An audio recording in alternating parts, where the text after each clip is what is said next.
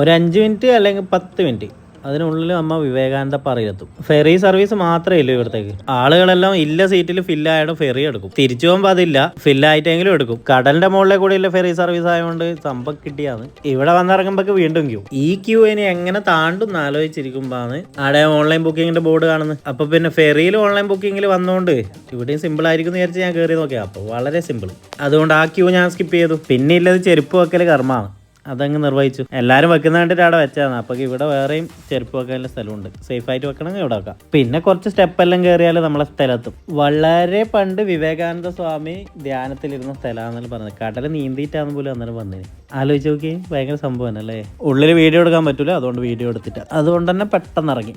ഇവിടെ ഒരു മാർക്കിംഗ് ഉണ്ട്. സൺറൈസ് കാലണ്ടർ എന്ന പേര് ഓരോരോ മാസവും ഇതിൽ അടയാളപ്പെടുത്തി അതേ ദിശയിൽ നിന്നായിരിക്കും സൂര്യൻ ഉദിച്ചു വരുന്നത്. സൂര്യൻ എവിടെ നിന്ന് ഉദിച്ചു വന്നാലും നല്ല വെയിലാണ്. ഇവിടെ ഇങ്ങനെ നിന്നാൽ പോരല്ലോ, അടുത്ത സ്ഥലം പിടിക്കണ്ടേ.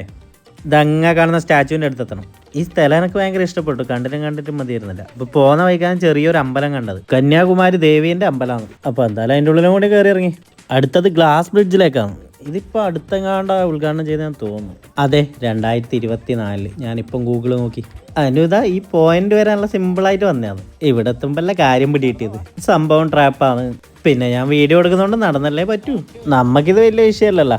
എന്തായാലും കൊള്ളാം. ഞാൻ ആദ്യമായിട്ടാണ് ഗ്ലാസ് ബ്രിഡ്ജ് കയറുന്നത്. അത് ഇങ്ങനൊരു സ്ഥലത്ത് അടിപൊളി. ആദ്യം കയറാനുള്ളൊരു പേടിയുണ്ടായിട്ടു. പിന്നെ അനുവും സെറ്റായി. പണി ഇപ്പോൾ നടന്നുകൊണ്ടിരിക്കുന്ന അത്രയും തോന്നുന്നില്ല. അല്ലെങ്കിൽ പെയിന്റിങ് വർക്കായിരിക്കും. ഇവിടെ എല്ലാം കഫോർട്ടിലെല്ലാം കെട്ടി സെറ്റാക്കി വെച്ചിട്ടുണ്ട്. ഗ്ലാസ് ബ്രിഡ്ജെല്ലാം കഴിഞ്ഞിട്ട് നേരെ അമ്മ വരുന്നത് ഈ പ്രതിമേൻ്റെ അടിയിലേക്കാണ്. തിരുവള്ളുവർ എന്ന് പറഞ്ഞവരെ പ്രതിമയാണിത്. ഒരു കവിയാണെന്ന് പോലും. തമിഴ് കവിയായിരിക്കും. ഞാൻ പിന്നെ അധികം അങ്ങോട്ട് ഗൂഗിൾ അമ്മച്ചിയിലേക്ക് പോയിട്ടാ. എന്തായാലും മുകളിൽ കയറിയിട്ടെല്ലാം ഒന്ന് കാണാമെന്ന് വിചാരിച്ചു. ഇവിടെ പിന്നെ പ്രത്യേകിച്ച് പറയാനില്ലല്ലോ. എവിടെ നിന്ന് നോക്കിയാലും വ്യൂ തന്നെ. അതേപോലെ വെയിലും. ഞാൻ വെയിലും പറയുന്നുണ്ടെങ്കിലും അത്രക്ക് അങ്ങോട്ട് ഏൽക്കുന്നില്ല കേട്ടോ. കാറ്റില്ലോണ്ട് വലിയ പ്രശ്നമില്ല. ഇവിടെ വട്ടം കറങ്ങി കളിക്കുമ്പോൾ അനുവിനൊരു ബുദ്ധി തോന്നിയത്. സംഭവം എങ്ങനെയുണ്ട്, നമ്മളെ ഗൂഗിൾ മാപ്പിൽ നമ്മളെ ലൊക്കേഷൻ എടുത്തതാണ്. അത് കണ്ടുതരാൻ എനിക്ക് കുറച്ച് ഇൻട്രസ്റ്റ് കൂടി. എന്താ അല്ലേ, ഇന്ത്യൻ്റെ തറ്റത്ത്. അപ്പോൾ പിന്നെ വട്ടം കറങ്ങി താഴേക്ക് തന്നെ ഇറങ്ങാം. നമ്മ അവിടെ തന്നെ നിന്നാൽ ശരിയാവില്ലല്ലോ, അടുത്ത ആൾക്കും വരണ്ടേ. ഇനി വന്ന വഴി അതേപോലെ ഗ്ലാസ് ബ്രിഡ്ജിൽ കയറിയിട്ട് തിരിച്ച്.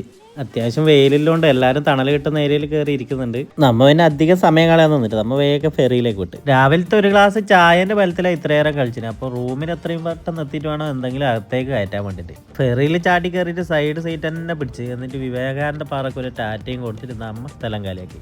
വരുമ്പോൾ ഉണ്ടായ അത്ര തിരക്കൊന്നുമില്ല. പക്ഷെ എല്ലാവരും അച്ചടക്കത്തോടെ ഇരിക്കുന്നുണ്ട്. പിന്നെ ചാടിക്കേറി മുന്നിൽ സൈഡ് സീറ്റിൽ തന്നെ ഇരുന്നത് ഇതിനാണ്, വേഗം ചാട്ടി ഇറങ്ങാൻ വേണ്ടിയിട്ട്.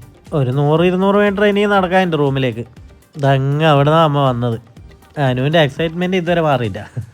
ഞാൻ നായനെ കാണിച്ച് പേടിപ്പിച്ച് വിട്ട്.